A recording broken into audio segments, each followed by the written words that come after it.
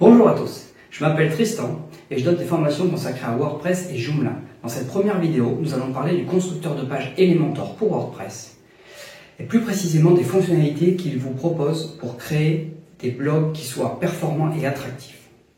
Alors, vous vous demandez peut-être pourquoi c'est intéressant de créer une page de blog qui soit performante avec Elementor. Parce que aujourd'hui, ça va être, alors déjà visuellement, c'est quelque chose qui va être très intéressant pour l'image de votre entreprise ou de votre association, tout simplement pour montrer sur votre site web. Le fait de bien préparer cette vue blog va vous permettre de travailler plus vite par la suite parce que vous allez uniquement vous concentrer sur le contenu, c'est-à-dire sur les articles qui vont apparaître à l'intérieur de votre blog. Ensuite, parce que les actualités sont aujourd'hui devenues quelque chose qui est très très important pour le référencement. On sait que le nouveau contenu, c'est quelque chose qui est un des critères principaux dans les algorithmes des moteurs de recherche en ce qui concerne le positionnement des pages. Voilà. Donc il existe plusieurs manières de procéder. Il y en a deux principales qu'on va voir au cours de cette vidéo. Donc voilà exactement les chapitres qu'il va y avoir dans cette vidéo et tout ce qu'on va pouvoir faire. Alors, on va voir dans une première partie tout ce qui est installé sur le site web, comment WordPress et Elementor sont configurés. Vous allez voir que c'est quelque chose d'assez simple. J'ai essayé de le simplifier au maximum. Il n'y aura pas de plugin supplémentaire. Ensuite, on va voir en détail justement les fameuses deux méthodes qui sont utilisées pour afficher un blog qui soit à la fois attractif et performant. Donc, soit en utilisant les gabarits de page WordPress via Elementor, soit en utilisant la fonctionnalité de Theme Builder, qui va être celle que je recommande parce qu'elle est un petit peu plus avancée, il y a une petite prise en main à avoir, mais par contre vous allez gagner du temps par la suite. Et puis on va voir en détail aussi évidemment toutes les options de design qu'on peut configurer avec ces outils. Je vous retrouve tout de suite. Voilà, on se retrouve pour démarrer cette vidéo.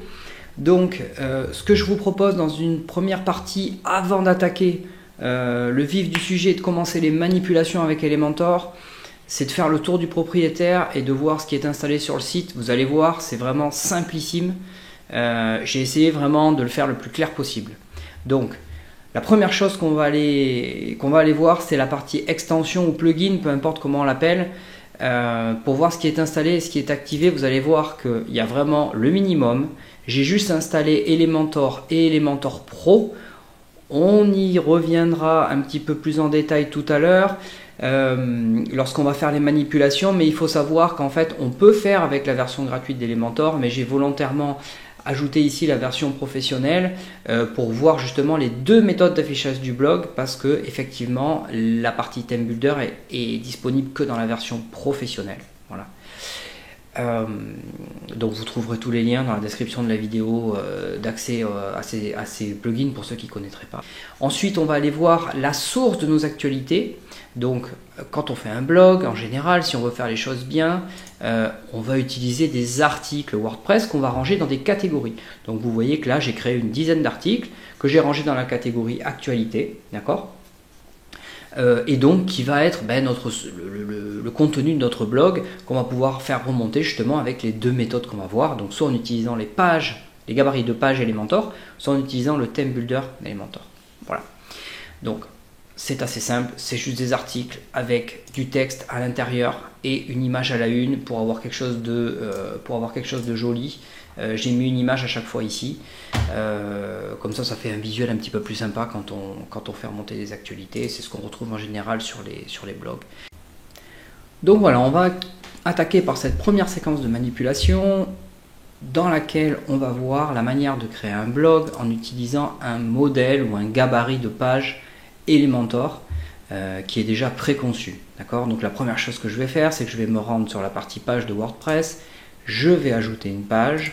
C'est tout simplement une page vierge, d'accord? Je vais lui donner un titre, je vais l'enregistrer, la publier, et je vais attaquer la modification avec Elementor. Donc là, on va se retrouver face à une page vierge.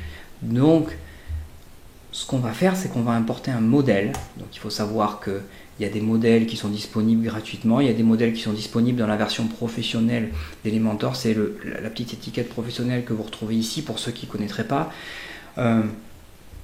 Alors, volontairement, on va prendre un des modèles ici qui comporte forcément une partie actualité sur la page, de manière à ce que je puisse vous montrer toutes les manipulations et la configuration qu'on peut faire avec ce bloc d'actualité. Ok. Donc dans les modèles, vous en avez certains qui comportent des parties actualité, c'est-à-dire un widget qui va faire remonter des articles, et d'autres qui n'en comportent pas. D'accord. Donc comme je vous ai montré sur la démo en introduction, je vais reprendre le même modèle. C'est le modèle qui s'appelle Magazine. Ici, si vous cliquez dessus, vous pouvez en avoir un aperçu. Donc on voit qu'on a effectivement une partie actualité avec des articles qui remontent ici. Donc je vais insérer ce modèle. Donc le site WordPress va aller chercher sur le serveur Elementor tout le contenu du modèle qu'on vient de prévisualiser. Donc importer les images dans la librairie d'images, les contenus sur notre page WordPress, et on doit avoir normalement quelque chose qui est assez similaire par rapport au modèle qu'on a prévisualisé. Et il y a juste une chose qui change, et c'est ce qui va nous intéresser, c'est qu'on a des parties actualité donc, qui utilisent un widget qui s'appelle Post sur Elementor, donc il va faire remonter nos actualités à nous. D'accord. Cette partie-là ici, si on descend un petit peu, on en a d'autres ici. Vous voyez qu'on a marqué une nouvelle, une autre nouvelle. Ça, c'est des articles qu'on a vus tout à l'heure, que j'ai créé moi sur mon site WordPress. Ce n'est pas du contenu de démonstration qui vient du serveur Elementor, d'accord. Donc c'est là où ça devient intéressant, c'est qu'on a déjà quelque chose qui est préconfiguré, vous voyez, avec une vignette à droite, la date, un titre, un texte d'introduction. Et bien tout ça c'est déjà préconfiguré, et c'est vachement de temps de gagner quand on veut configurer son site, parce qu'effectivement on a juste un petit peu de modifications à faire dessus, éventuellement changer des tailles de police ou des couleurs, et on aura une partie blog qui va être déjà quasiment clé en main. Ok. Donc si on fait le tour un petit peu de la page au complet, on voit qu'on a plusieurs widgets de type post qu'on trouve ici sur la partie droite, d'accord, qui pourrait se traduire par article en français. Donc ça fait remonter les derniers articles qu'on a créés sur WordPress. Pour nous, c'est nos actualités. Donc nous avons on en a un ici, on voit qu'on en a un autre ici qui est sur 2 colonnes, on va voir après comment ça fonctionne. Et on en a encore un autre ici un petit peu plus bas, hein, avec voyage et exploration du monde. Si on descend un petit peu, là on retrouve plusieurs articles, et on en a encore ici avec une autre mise en forme, avec 4 colonnes. On en a encore ici avec une image à gauche, etc. On voit qu'on a une autre manière de les faire remonter ici sous forme de carte, ça on le verra tout à l'heure. Donc voilà. C'est un gabarit qui est très intéressant, il est très complet au niveau blog. Évidemment, on ne va pas être obligé de garder tout ça pour notre blog. Ce qui se fait en général, c'est qu'on garde un seul des blogs, voire 2. On ne va pas faire remonter 50 blocs de nouvelles, parce que ça ferait effectivement des doublons. Okay. Donc on va s'intéresser à celui-là en première partie. Donc si on clique dessus, sur Elementor, vous savez qu'on a effectivement accès à la configuration dans la colonne de gauche. Donc on ne va pas aller dans le détail de toute la configuration Elementor dans la partie avancée, etc. parce que ça c'est des choses qui sont similaires à tous les autres widgets Elementor. Et puis la vidéo elle serait vraiment trop longue. Donc on va s'intéresser plutôt à la configuration de cette partie nouvelle. Alors, dans une première partie, nous avons justement l'habillage de cette partie actualité. Donc on a 3 possibilités d'habillage qui correspondent en fait à 3 petits thèmes qu'on pourrait appliquer à ce widget. Donc on a une partie classique, donc c'est celle qui est appliquée ici. Donc on voit que c'est une mise en forme qui est assez plate, hein. On n'a pas d'ombrage, on n'a rien du tout, on a juste des images et du texte qui est positionné soit à droite soit à gauche. Okay. Ensuite on a une possibilité de la mettre en forme en utilisant le thème carte, donc carte on pourrait dire en français. Donc effectivement vous voyez que c'est plutôt une mise en page verticale dans ce cas là, avec enfin par défaut du moins, avec un petit ombrage autour de l'élément, et quand on passe la souris dessus, voilà. Et ensuite on a une partie full content, donc là qui est un petit peu plus particulière, qui n'affiche en fait que le texte de toutes les nouvelles les unes en dessous des autres. Voilà. C'est pour un usage un petit peu plus spécifique sur lequel on ne va pas s'attarder ici. Donc je vais le remettre dans sa configuration par défaut. Le deuxième élément très important qu'on a, c'est effectivement le colonnage, hein. On va pouvoir régler sur 1, 2, 3 ou 4 colonnes, éventuellement de plus si c'est des articles qui sont un petit peu moins fournis. Donc il faut savoir que si je le passe ici sur une colonne, vous voyez qu'on a directement un format blog un petit peu plus classique sur ce qu'on retrouve habituellement. Alors, ce qui se fait d'habitude, c'est que effectivement, quand on démarre un site et qu'on a un blog avec pas beaucoup d'actualité, eh bien, on va utiliser effectivement des mises en forme qui sont un petit peu plus grosses avec les images affichées en gros et les articles en plein écran. Et au fur et à mesure qu'on va avoir un blog un petit peu plus fourni, on va pouvoir passer effectivement sur 2 et 3 colonnes sans problème, parce qu'on va avoir justement quelque chose qui va remplir une page un petit peu plus en hauteur, même avec plusieurs colonnes. D'accord ? Donc ça va permettre d'avoir pour le lecteur un aperçu plus intéressant de toutes les actualités qu'on peut proposer. Voilà. Donc ensuite, le troisième élément qui est très important, c'est le nombre de posts qu'on veut afficher. D'accord ? Donc là ici, le nombre est défini à 4, d'accord ? Mais effectivement, on peut le réduire à 2 ou passer à 6 par exemple. Alors on essaye évidemment de ne pas mettre 5 si on est sur 2 colonnes, sinon ça va faire déséquilibré, mais ça on s'en doute. Ensuite vous avez un autre élément qui est assez important, c'est le positionnement de l'image. Donc on peut le positionner en haut, à droite, à gauche, ou ne pas du tout afficher l'image. Donc si on le positionne à gauche, on a effectivement une image qui passe à gauche. Donc je vais le remettre comme c'était. Ensuite on a la taille d'affichage de l'image. Alors ça c'est quelque chose qui est très important au niveau performance. Donc là on va s'attarder un tout petit peu là-dessus. L'idée c'est qu'en fait par défaut, lorsque vous ajoutez une image à votre blog, en général on a tendance à mettre une image assez grosse, parce qu'effectivement quand on va cliquer sur cet article, ça va vous afficher une image dans un bandeau qui va avoir une taille assez importante. Le problème c'est que lorsque vous faites remonter plusieurs articles d'actualité dans un widget post, et bien ces images, si vous laissez la configuration telle qu'elle est ici, il va charger l'image originale dans tous les blocs d'actualité. C'est-à-dire qu'une nouvelle ici, ça va être l'image en taille originale qui va être affichée. Alors là, globalement, on a une taille d'affichage qui est assez petite ici. À vue de nez, je dirais à peu près 250 pixels ou 300 pixels de large pour cette image. Et effectivement, peut-être que l'image originale que j'ai envoyée ici, même certainement, elle est aux alentours des 1900 pixels de large. Donc on va avoir une image qui va être un petit peu dégradée en qualité, mais qui surtout va être très lourde pour pas grand chose. Okay ? Donc ce que je vous conseille, c'est d'essayer de vous rapprocher de la taille d'affichage de l'image ici. Donc si je passe sur une image en 300, vous voyez qu'il n'y a aucune perte de qualité, elle est même un petit peu meilleure, parce qu'on se rapproche de la taille d'affichage.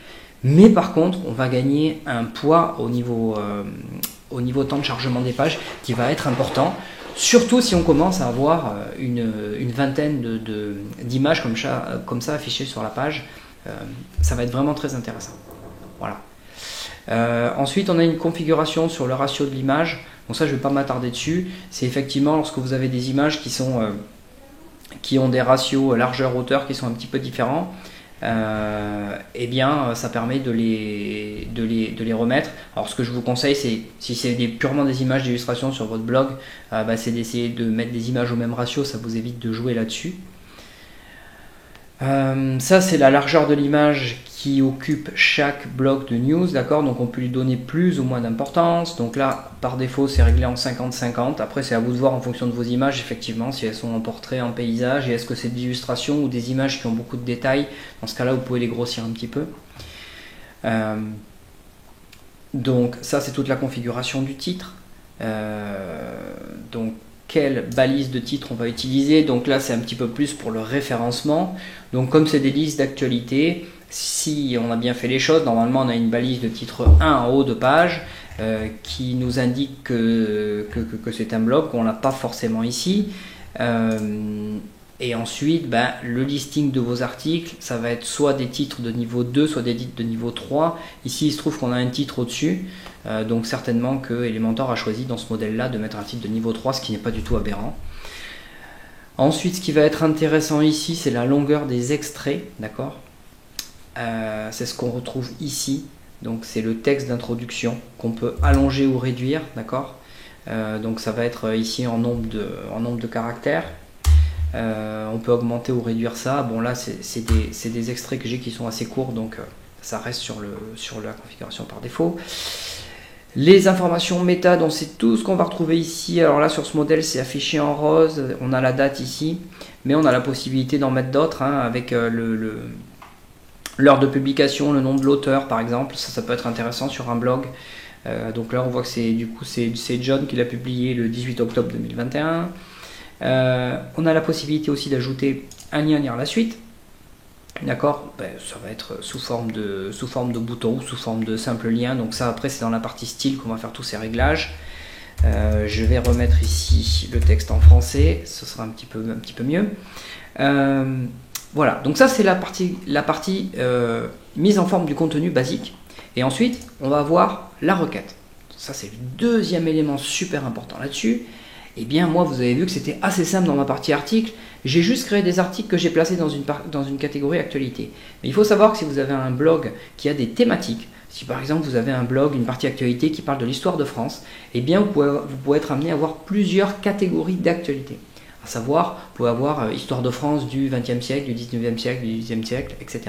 Donc on va pouvoir sélectionner en fait ici les catégories qu'on va inclure ou exclure à l'intérieur de votre blog. Okay, donc on va aller là-dessus un petit peu plus en détail parce que c'est quelque chose qui va être intéressant.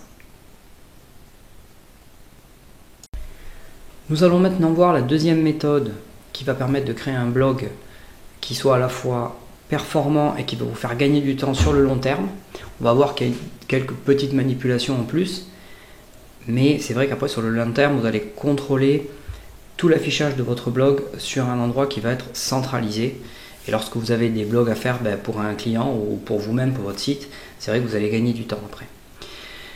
Donc cette technique consiste à utiliser le constructeur de thème d'Elementor qui s'appelle le Theme Builder ici, qu'on retrouve sous le menu Modèle Theme Builder.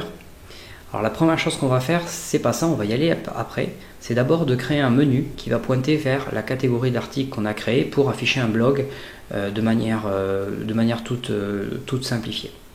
Donc on va aller dans Apparence Menu pour accéder au menu de WordPress, ça c'est quelque chose que vous devez certainement connaître, que vous devez utiliser fréquemment. On va créer un menu de type catégorie ici. On va sélectionner la catégorie d'articles qui correspond à nos actualités. Donc moi je vais l'appeler actualité. On va l'ajouter au menu. On va sauvegarder. Si je vais voir la partie front-end, la partie publique de mon site, que je rafraîchis la page, j'ai effectivement le menu qui s'est ajouté ici. Et si je clique dessus, donc je vois bien que ça m'affiche une mise en forme blog de base qui correspond à une mise en forme qui est définie par le thème. Le thème qui est utilisé ici, c'est Hello Elementor, où il n'y a absolument aucune configuration dessus. Tout se fait via le fameux Theme Builder d'Elementor. Donc, on voit qu'ici, on a nos différents articles qui sont listés les uns en dessous des autres, comme un blog classique. Alors, on va maintenant aller sur le fameux Theme Builder qu'on retrouve ici. Donc, on retrouve les différentes parties, les différents éléments du site qui ont été utilisés pour faire ce Theme Builder. Donc, on voit que moi, j'ai déjà créé un header ici, donc une en-tête pour ce site. Donc nous, ce qui nous intéresse maintenant, c'est de créer une mise en forme pour ce blog, pour avoir quelque chose de joli. Donc on va utiliser ce qu'on appelle un thème qui va être de type archive. Donc archive, on l'a mentionné un petit peu au début, ça correspond en fait à des listings de contenu WordPress. C'est une terminologie qui est propre à WordPress, anglophone ou francophone, ça s'appelle des archives. Donc je vais ajouter un thème de type archive ici en cliquant sur le petit plus bleu. Voilà, donc là automatiquement, Elementor va me filtrer. Vous voyez qu'ici il y a un petit filtre ici qui va me filtrer automatiquement tous les gabarits qui sont déjà prêts pour des affichages de type archive. Donc on a des trucs qui sont ici standards avec quelque chose de très blanc et très simple. Et puis si on descend un petit peu dans la liste, on va retrouver les fameux thèmes qu'on avait vu précédemment. Il y en a qui correspondent à des designs qu'on avait déjà vus, qu'on a déjà utilisés pour la première partie de cette vidéo. Voilà. Donc là, on va en choisir un dans la liste. Donc je vais par exemple importer ce gabarit. Alors pourquoi Elementor les a filtrés? Eh bien parce que tout simplement, ça correspond à des affichages de type blog. Donc je vais insérer celui-là. Voilà. Donc il m'a effectivement inséré tout le gabarit. Donc on a une en-tête. Donc absolument tout est modifiable, bien sûr. Et on retrouve donc les fameux posts. Donc qui correspond au contenu de notre blog ici. Donc là, il m'a ajouté aussi une petite colonne à droite avec les liens vers les réseaux sociaux, etc. Et là, on retrouve tous les articles qu'on a fait avec nos images. D'accord? Donc, une fois qu'on a trouvé un gabarit qui nous plaît et qu'on l'a modifié à notre goût, il suffit tout simplement de publier ce nouveau thème à l'intérieur de notre theme builder pour l'enregistrer et l'appliquer aux parties du site qu'on souhaite. Donc moi ici, c'est pour mon blog. Lorsque je vais cliquer sur publier ici, il va m'ouvrir une boîte de dialogue avec les conditions pour lesquelles on va appliquer ce modèle. Voilà. Donc on clique sur ajouter une condition ici. Donc par défaut, comme c'est un modèle pour les archives, donc pour un affichage blog, il veut me le mettre sur toutes les archives du site. Ça veut dire qu'à chaque fois que je vais créer un menu de type archive ou blog ou qui va lister en fait des articles d'une catégorie, eh bien ce modèle va être appliqué. On a évidemment la possibilité de le restreindre à une catégorie d'articles spécifique. Si moi par exemple je veux le restreindre qu'à mes actualités ici, ben, j'ai cette possibilité là. D'accord? Donc ça veut dire que ce modèle ne sera appliqué qu'à ma catégorie d'articles qui s'appelle actualité. Voilà, donc on va le laisser comme ça. Donc je mets sauvegarder, fermer. Voilà, le modèle a été enregistré et il va être normalement appliqué à ma partie actualité. Donc je vais rafraîchir mon blog ici. Je clique dessus. Voilà, j'ai mon design qui a été appliqué à toute ma partie actualité. Voilà. Donc ça, le gros avantage qu'il y a, ce que je vous disais, c'est que en fait, lorsque vous avez une modification à faire sur le blog, si par exemple vous voulez enlever une date ou modifier une partie qui est commune en fait à tous les posts, eh bien vous avez uniquement besoin de revenir sur cette partie du theme builder pour modifier l'élément et ça va s'appliquer à tout le ou les blogs si vous l'avez conditionné pour s'afficher sur toute la partie archive. Voilà. Donc vous voyez, c'est assez simple. Après, évidemment, toute la configuration de la partie du widget de post, c'est celle qu'on a vue dans la partie précédente de la vidéo, avec les différents thèmes qu'on peut appliquer au widget qui vient charger les posts, le nombre de colonnes, l'alignement des images, etc. C'est strictement la même chose. Voilà. Donc vous entrevoyez ici vraiment la puissance de l'outil de ce theme builder avec Elementor. Alors évidemment ça marche avec tous les types d'archives. Si vous avez un site avec du e-commerce ou d'autres custom posts WordPress, ça va fonctionner ici, ça va fonctionner aussi, pardon. Elementor va les détecter et vous allez pouvoir créer des vues pour ces éléments là, d'accord? Ça vous évite de designer à l'unité chaque post. On verra dans une prochaine vidéo la manière dont on peut appliquer utiliser le theme builder pour designer la vue d'un seul article du blog. Je vous remercie de m'avoir suivi dans cette première vidéo consacrée à Elementor. Je vous invite à continuer à travailler avec Elementor, à utiliser ces modèles. Vous allez vraiment gagner du temps. Et je vous retrouve bientôt pour une prochaine vidéo qui, je pense, sera consacrée à l'application de design avec le theme builder, mais cette fois sur les articles WordPress. Et pour terminer, n'oubliez pas, si vous voulez recevoir les notifications, n'oubliez pas de souscrire à la chaîne. Il y a plein d'autres vidéos qui vont arriver dans les prochaines semaines. À bientôt.